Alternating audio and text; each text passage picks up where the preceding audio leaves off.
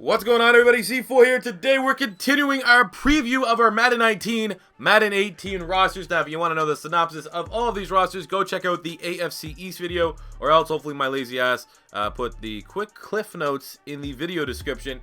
If not, essentially, these are the community rosters that I do every single year. I'm looking for you guys' feedback to help me make the most accurate ratings possible, because I want the best community roster possible. So the only thing you need to know is some of the rookies, their ages are messed up. So when you pop into your franchise mode, you might want to modify the ages there. But other than that, I do the best I can. Today, we are doing a division that is very close to my heart, and that is the NFC East. And we're going to start here with the Dallas Cowboys. So first up at the quarterback spot, we gave Dak Prescott an 82 overall, which was, I think that's about fair considering 3,300 passing yards, 22 TDs, 13 picks. Also added 300 yards and 6 TDs on the ground. He's not as bad as people say, but also did not look very good last season when the team needed him to step up and elevate his game. Could not do that. And now looking forward towards this year, don't have a whole lot of weapons. They drafted Mike White late. I thought he's one of the better quarterbacks in this year's draft class that could be drafted on day 2 into day 3. Good. I think it's a good starting point. For Zeke, we give him an 89. Now, it's going to be a little bit controversial that he gets an 89. I could very well be persuaded to make him a 90. I wouldn't go higher than that. But last year, he had 1,200 yards, 9 total touchdowns. Only played in 10 games because he was a bad boy off the field. And Rod Smith was able to fill in not terribly last year. Had 5 touchdowns, 400 yards as well. So, but Zeke is still a premier running back in the league. Just helps that he does have the best, maybe now looking slightly overrated offensive line in football. We have Olawale. He got traded from the Raiders. Wide receiver. So Allen Hurns is going to be the wide receiver 1 this year. We gave him an 81. He's coming off a down year. Was pretty overpaid in Jacksonville. You have Cole Beasley, one of the better slot wide receivers in football. He's an 80. Constantly has great games against the Philadelphia Eagles. Terrence Williams, 77. Deontay Thomas, 75. Now, the only wide receiver I wanted to add that I don't have enough spots left was Michael Gallup, the wide receiver they drafted out of Colorado State. I thought he's a really nice wide receiver, but he was literally the last guy I couldn't be able to create because they won't let you. It's so frustrating.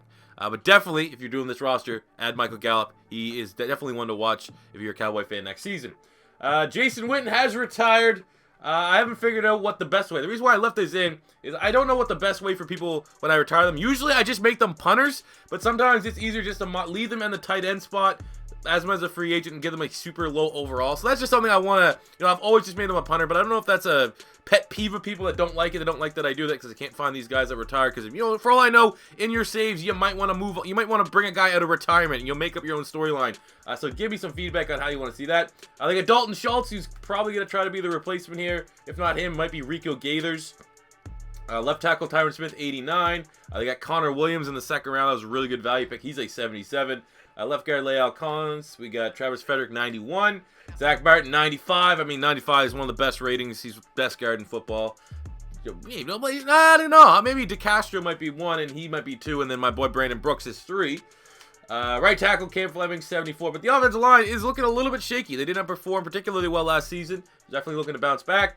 On the defensive side, we gave DeMarcus Lawrence a 91 overall. Last season, DeMarcus Lawrence led the team with 14.5 sacks. He was really, really good. 4 forced fumbles. So I think 91's a good starting point for him. Defensive end, we give Tyron Crawford, Canadian boy, 82 overall. You have Coney Ealy and the dumbest player in football history, Randy Gregory. D-tackle David Irving, who I think is really, really underrated. Of course, he got, I think, some off-the-field business. But in 8 games last year, he had 7 sacks. Incredibly dominant. You get a couple other guys here. Outside linebacker Damian Wilson gave him 70. Leighton Vander Esch, their first-round draft pick. We're giving him a 76 to start out. A really, really nice linebacker pick. Because it looks like Jalen Smith, unfortunately, is unable to overcome his injury and might just be a guy here in the NFL. We got Shawn Lee, who's a 91. The great Shawn Lee, who, according to Skip Bayless, he could solve 9/11. He would have prevented it himself. He led the team in tackles last year with 70 solo tackles in 11 games, so he gets a 91. He's really, really good. We have Byron Jones, 80, moving from safety to corner. Awuzie, 79. Jordan Lewis, 78. Antonio Brown, 75. Xavier Woods getting a 74. Jeff Heath, 75. Dan Bailey, 81. Chris Jones, 85. So I don't think there's anything too controversial. Maybe the only thing could be Zeke not getting a 90. I just want to know you guys' feedback, too, on how you want me to handle retired players. All right, so now we have the Philadelphia Eagles. I've already done an in-depth video about my Philadelphia Eagles because obviously you want to know what they're going to look like. But here's just a quick look here. We have Wentz 89, Ajayi 85, Clement 81, Sproles 81, Alshon 88, Aguilar 83, Mike Wallace with an 80, got Marcus Wilson, Mack Hollins, Marcus Wheaton. Zach Ertz getting an 89 overall. Dallas Goddard starting out with a 75. Jason Peters 89. Big V 75. Wisniewski 80. Kelsey 93. Brooks. Kelsey top center in the league. Brooks 89. Lane Johnson 95. Best right tackle by a mile. Brandon Graham with a 93. Michael Bennett with an 83. Chris Long with an 81. Josh Sweat with a 72. Derek Barnett with a 78. Fletcher Cox getting a 93 overall. I believe he's the second best D tackle in the league behind Aaron Donald. Actually, he might be tied with Geno Atkins. Could be wrong. Jernigan with an 84. Heloti Nata with a 79. Kendricks 82. Hicks 84. Bradham 84. Darby 83. Jalen Mills 79. Sidney Jones 75. Rasul Douglas 74. Ryan McLeod 83. Malcolm Jenkins 86. 84 for Jake Elliott. And 69 for Cameron Johnstone. Eagles looking pretty good, but for the record, if you didn't tune in for the specific Eagles video, I did downgrade more Eagles from the base roster that I started from than I upgraded. I think the only players I really upgraded was Lane Johnson, I upgraded Zach Ertz, and Carson Wentz. Other than that, I know I for sure downgraded Alshon Jeffrey, Malcolm Jenkins, Jay Ajayi, just on the top of my head. So next up is the New York Giants. Always a fun team to talk about. So at the quarterback spot, we gave Eli Manning a 77 overall. Still cannot believe they passed on Sam Darnold. But all right. Last year's Eli Manning had 3,500 yards, 19 TDs, 13 picks. Did not look particularly good. I don't know. You know, he's thanks for beating the Patriots. I appreciate that still. Davis Webb here's a 72. They got Kyle Lauletta later in the draft. He's a 71. Again, it's always tough to say, though. I mean, ultimately, I can't admit that, you know, I don't like having to go up against Saquon Barkley. And ultimately, I don't know why I even care about what the Giants do with their draft. I still just, you know, we don't know. There's a lot of uncertainty here with the two quarterbacks between Davis Webb and Lauletta, who's eventually is one of these guys the eventual successor. We don't know. But, I mean, if you are doing the Giants in your save, you have two somewhat promising quarterbacks next season that you will be able to use. The running back spot, we gave Saquon Barkley an 84 overall. He's simply the best player in this year's draft class. I think Quentin Nelson got an 82. He was the second one, but I think Barkley absolutely deserves a straight 84. One of the most electrifying running backs I've seen in my lifetime. And since I've been scouting running backs, he's every bit as good as Adrian Peterson, if not that one little tick above. The best running backs, like I've said all along, that I've seen since I've been scouting would be Adrian Peterson, Todd Gurley, and Saquon Barkley. And yeah, Leonard Fournette, and I don't really have Zeke. I kind of have Zeke as like that next tier down. Maybe Fournette. Fournette peaked in and out of there for a little bit. But yeah, Saquon 84. Jonathan Stewart is getting an 83. That's just more so regression. I believe his base was like an 85 or an 86. I was like, he's not that bad to reduce more than like a 3 or 4 point hit. I still think 83 is still kind of ridiculous. And they paid him a lot of money. I feel like if you're going Saquon Barkley, why did you give Jonathan Stewart like... I believe ESPN gave us like they did the 10 worst contracts, and he was definitely on that list, so, okay. Yeah, Gallman here, I liked him out of Clemson. There might be something there. He could be the eventual tandem back with Saquon, Paul Perkins, and Terrell Watson. There's your fullback. We gave Odell a 92 overall. As much as I hate him, he's probably, you know what? I don't know if I hate Dez. It's a tough between who I hate more, him or Dez Bryant. Probably him because he's actually employed, and he's actually good. Last year, Odell got injured. It was a damn shame, but still, in 4 games, finished with 300 yards, 3 TDs.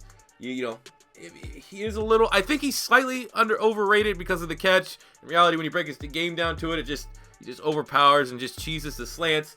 But the only nice thing I'll ever say is I can admit he's really good. He's really good. That's all you're going to say. Now he sucks. But still 92 overall. I believe he's the number 5 wide receiver. Maybe number 4. Still really good. You know, he's top 5 wide receiver in football. Sterling Shepard got an 82 overall. Really nice slot wide receiver. 700 yards, 2 TDs last year. Outside of that, though, not a lot there at the wide receiver position. Tight end, they got Evan Ingram. We're giving him a 79 last year. He's always going to be one of those guys that's really, really tough to grade. Just because his pass... You know, his stats were not bad. 64 catches. Had a bunch of targets, which kind of inflates his numbers a little bit. But he still had the production. Almost 65 catches, 700 yards, and 6 TDs last year. You know, his Madden rating, though, it's always going to be tough because he's probably the worst blocking tight end in the league. He's a wide receiver. That's what he is. He was basically a wide receiver at Ole Miss. So he's like one of those things where, like, you know, Jimmy Graham got decent rating. I don't know. But I think 79 is a good starting point. I wouldn't hate putting him into an 80. I wouldn't press it much more than an 80 because he's so one-dimensional. There's the rest of the tight ends. Left tackle, we got Nate Solder. Still can't believe the amount of money they paid for him, but they needed to do it. They need to go out and get the best offensive lineman, and they did that. That was on their board. That was available. And you know what? I think if I'm the Giants, I probably would have rather that money, because they pretty much gave him the same money, go to Andrew Norwell, even though he's a guard versus tackle valuation there. But Nate Solder is like an average tackle, and they're paying him like $60 million.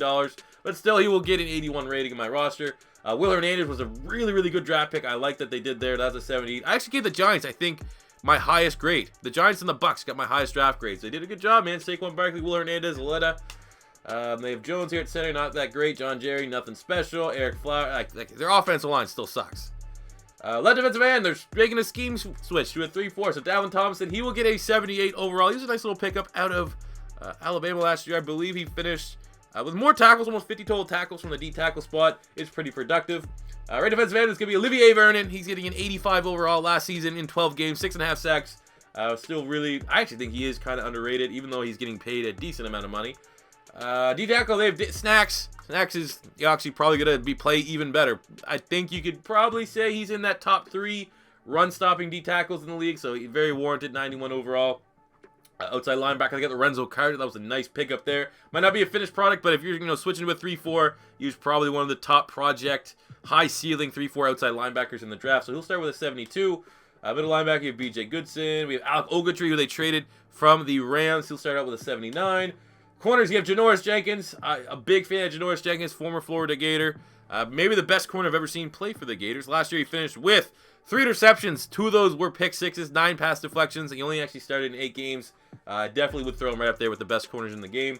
William Gay's nothing special. Eli Apple's a bust. And yeah, not great secondary in general after Janoris. Darian Thomas, like I said, not much going at the free safety spot. Strong safety, Landon Collins kind of got exposed last year, but still, you know, I'm one, even though I'm biased, I don't want to just eliminate how dominant he was 2 years ago, even though how average he was last season. Even though his stats weren't particularly bad, you could just tell, man, he was a product of a bad defense last season. But unfortunately, sometimes really, really good players, does not matter how bad their defense is, they will still show up, they will still make plays. He did not really do that, so that's kind of something to hold against him. But still, he made the Pro Bowl, 2 interceptions, 6 pass deflections, almost 100 total tackles. He's still getting a 91. He's still really, really good. Kicker's nothing special. Punter's nothing special. That is the Giants. And then last up here, we are talking about the Washington Redskins. Totally not a racist name. They got themselves a new quarterback after Kirk Cousins went to free agency. And I don't necessarily hate that move if I'm the Redskins. I'm trying to look at it as impartial. I don't think Kirk Cousins is worth the money the Minnesota Vikings paid him. They got Alex Smith, and they paid him a decent amount of money. But honestly, I'm going to be dead-ass serious. I probably would rather Alex Smith than Kirk Cousins, because at least Alex Smith has got his team to the playoffs and has a couple playoff wins. Kirk Cousins does not. 85 for Alex Smith. Had a good season last year. Doesn't have quite the weapons he has. Doesn't have any really, and let's be honest, anywhere near the weapons that he had when he was in Kansas City. But, you may, if Jordan Reed could stay healthy, have a little bit of a Alex Smith-Kelsey, Alex Smith-Jordan Reed combination there a little bit. That's wishful thinking. The running back spot, Chris Thompson, 82. Oh, God, I hate playing this guy, man. He is really, really electrifying. Hopefully he can come back from his injury, because even though he doesn't like Eagle fans, I can still respect him, and he's really, really solid. 800 yards, 6 TDs last year. I believe he was like their leading receiver, too. He had 500 receiving yards.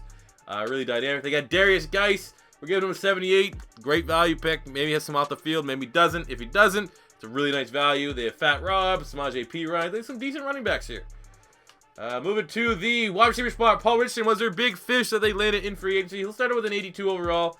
If he could ever reclaim that playoff version, Paul Richardson, that he had for Seattle a couple years ago, which was absolutely absurd, that would be nice. But overall, I think he is a wide receiver 2 that they're paying like a wide receiver 1. Which is kind of like those are the kind of games he's going to make in free agency. Crowder's a really nice slot wide receiver. I think last year he had 800 yards, so it's not bad. Doxson here, 77, still really trying to capture his potential, but showed some flashes last season. Other than that, nothing too special. Didn't that Harris guy have an insane one-handed catch last year? Anyways, moving on, Jordan Reed. Maybe the most injury-prone player in football, which sucks as a Gator fan, but also I'm all right with it as an Eagle fan. But we're still going to give him an 88 overall. One of the best receiving tight ends when healthy in the league last year. Only played in 5 games, 200 yards, 2 TDs. So maybe 88 still a little too high. I remember asking people on Twitter, there's like an 84, 83, and I was like, my Gator bias couldn't do that. But what's a maybe get some Redskins fans in here. You know, be civil. What should Jordan Reed's rating be? Vernon Davis played decent in relief for him last year. 600 yards, 3 TDs, so he's getting an 82. Offensive line, Trent Williams getting 89. One of the best tackles in football. One of the best left tackles in football. Same rating as Jason Peters. Not great left guard. Not great center. Brendan Schrift, 86 at right guard. He's pretty solid. I think Orlando Franklin actually retired, so we'll get rid of you. The right tackle, Morgan Moses, 79. Overall, not a bad offensive line. They get Jerron Christian later on. He's here. He's going to be a 70 base. Left defensive end, Matt Ioannidis from Temple is getting a 79 overall last season. Mr. Ioannidis finished with 4.5 sacks. He's not bad. Right defensive end, John Allen caught on later on. Got that superstar dev trait. Probably will carry it over. He's getting a 79 last season. Mr. Allen, I believe he only ended up playing in 5 games. I don't know if there's injury or what was going on there. But still, you know, upside is really, really immense. He's really good. His tape was solid at Alabama. Deron Payne will be their starting D tackle. He's getting a 76, their first-round draft pick. Really nice fit there and lots of chemistry with a couple of the Alabamians that are his teammates there, and John Allen and the linebacker. I can't remember his name at the top of my head. Ryan Anderson, is it?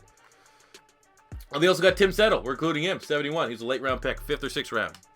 Other side linebacker Ryan Kerrigan is getting an 88 overall. One of the most polarizing things, I want to ask you Redskin fans right here, why is he not a team captain? That's all I want to know. Don't understand it. Well, last year he made the Pro Bowl, 13 sacks, so he's getting an 88. Hate playing him. He constantly has really strong games against the Eagles.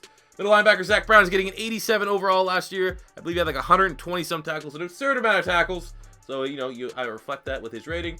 Pernell McPhee coming as a free agent from the Bears is getting an 82. Preston Smith with an 80. Ryan Anderson, 71. In the secondary, Josh Norman is getting an 87 overall last season. Mr. Josh Norman finished with no interceptions. 9 pass deflections. Was kind of underrated. A little bit of a down year. You know, I think 87 is a decent starting point for him. And other than that, they traded away their best secondary player in Kendall Fuller. Free safety, DJ Swearinger is getting an 83 overall as he was tied for the team with 4 interceptions, 10 pass deflections, and had 70-some tackles. Almost 80 total tackles, so that's a good return from him. Former Houston Texan. And at strong safety, Monte Nicholson is getting a 77 overall. You know, there you go. I think he graded out decently from Pro Football Focus. In 6 starts, had an interception. Kickers Hopkins getting an 80, and punter is Tressway with an 83. So there you go. Those are your Redskin ratings. And overall, those are the ratings of the NFC East. So if you guys agree or disagree with any of the ratings you saw today, let me know in the comments section below. If it's your first time stopping by, don't be afraid to hit the subscribe button. And until next time, it's C4 saying peace out.